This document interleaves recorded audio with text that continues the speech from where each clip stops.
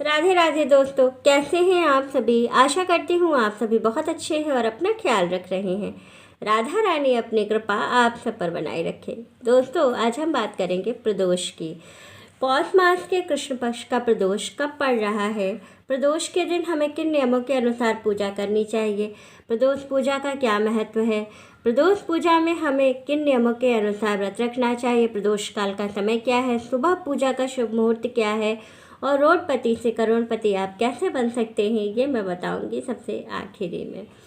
तो आइए चलिए जान लेते हैं। इस बार का जो प्रदोष है इसमें बहुत ही अद्भुत संयोग बन रहा है जो कि हम सभी के लिए बहुत ही महत्वपूर्ण है इस बार की पूजा प्रदोष की।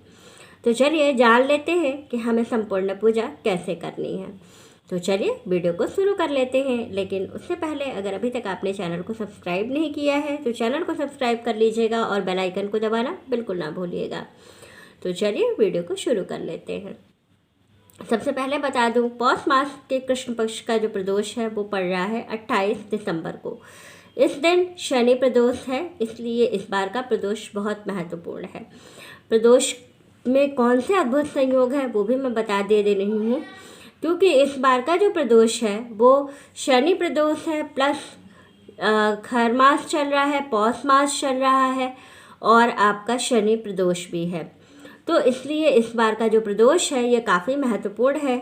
पूजा पाठ इसमें जो भी किया जाएगा उसका विशेष फल हमें प्राप्त होगा।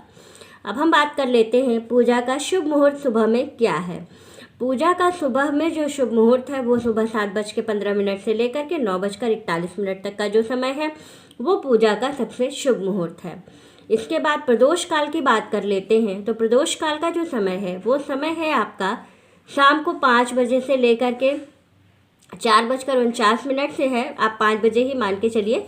5 बजे से लेकर के 6:30 बजे तक का 6:35 तक का समय जो है वो प्रदोष काल का समय है। इसमें आप विशेष तौर पर जो घी का दीपक शंकर जी के सामने लगाते हैं उसका आपको विशेष फल प्राप्त होता है।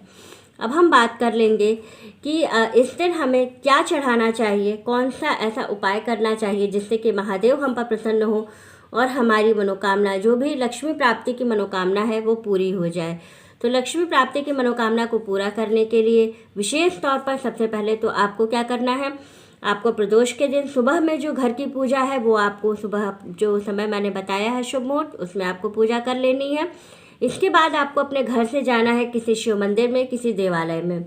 वहाँ जा कर के आपको शिव जी का अभिषेक करना है। जैसे कि आप दूध, दही, घी, शहद, चीनी से अभिषेक करते हैं वैसे आपको उनका अभिषेक करना है। और अभिषेक करने के बाद आपको क्या करना है, अगर आप लक्ष्मी प्राप्ति के लिए जो इस बार का संयोग है ये बहुत अच्छा संयोग है, शनि प्रदोष है और इस बार जो पूजा की जाती है, जो चीज़ मैं बताने जा रही हूँ, अगर आप ये चढ़ाते हैं तो ये पक्के से लिख लीजिए कि आपको धन प्राप्ति जरूर होगी। आप इसमें कहीं पर भी कोई इफ बट नहीं लगा सकते हैं।